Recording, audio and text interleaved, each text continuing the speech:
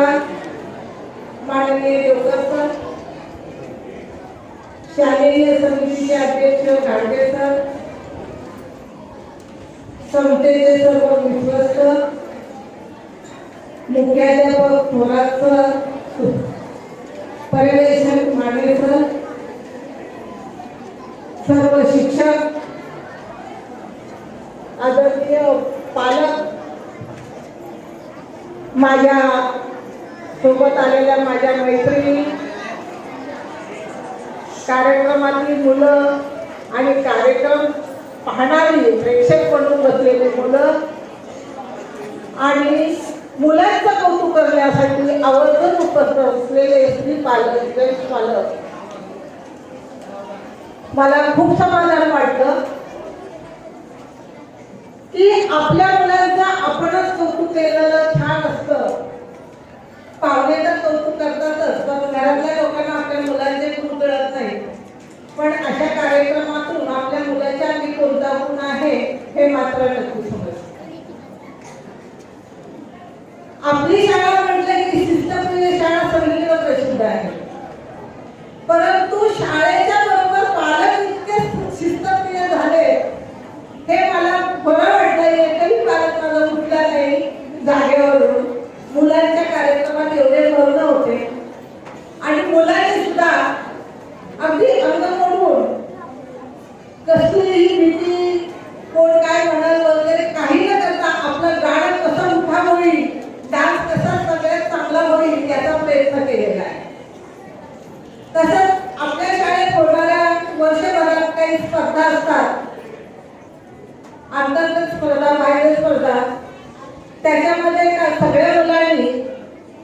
सगळ्या मुलांना पारितोषिक मिळत नाही लक्षात ठेवा. परंतु सगळ्यांनी भाग घेऊन त्या मुलांना तुम्ही ज्यांना बक्षीस मिळालं नाही अशा मुलांनी त्या मुलांना प्रोत्साहित करून बक्षिसास पात्र केलं, त्यांच्या आमच्या कलेला वाव दिला, त्यांचं कौतुक आहे लक्षात ठेवा. ज्यांना बक्षीस मिळालं त्यांचं तर कौतुक करावंच लागेल, पण तुम्ही सुद्धा भाग घेतलेले आहेत प्रत्येक कार्यक्रमामध्ये. वक्तृत्व स्पर्धा, गायन स्पर्धा, कुठल्या स्पर्धा घेतल्या त्याच्यामध्ये सगळ्यांनी आमचे गुण दाखवलेले आहेत. तसंच आपल्या शिक्षकांनी सुद्धा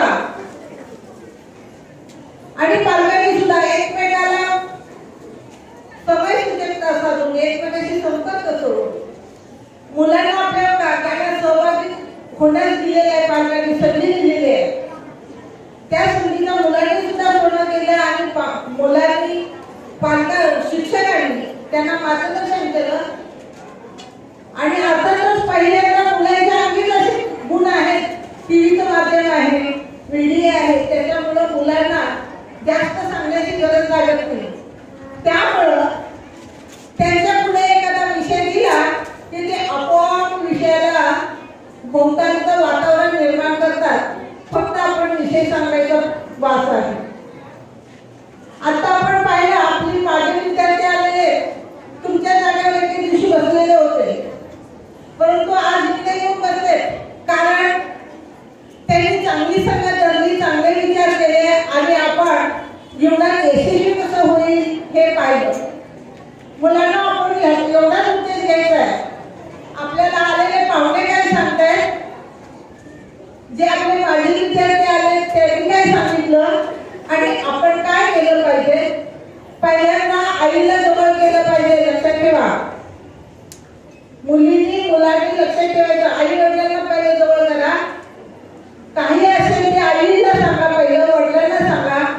आणि असेच आपल्या अंगी जे गुण आहे त्याचा विकास करा. कोणाला काय अडचण असेल तर आपल्या गायकसर आहेतच ऐकायला, मार्गदर्शन करायला, त्यांच्याकडून मार्गदर्शन घ्या आणि खूप खूप मोठं व्हा. असेच कार्यक्रम सादर करा. मनोरंजनाचे कार्यक्रम आहेत, जीवनासाठी उत्कर्ष असं आपल्याला विज्ञान शिक्षण हे महत्वाचं आहे हे लक्षात ठेवा. आणि त्याप्रमाणे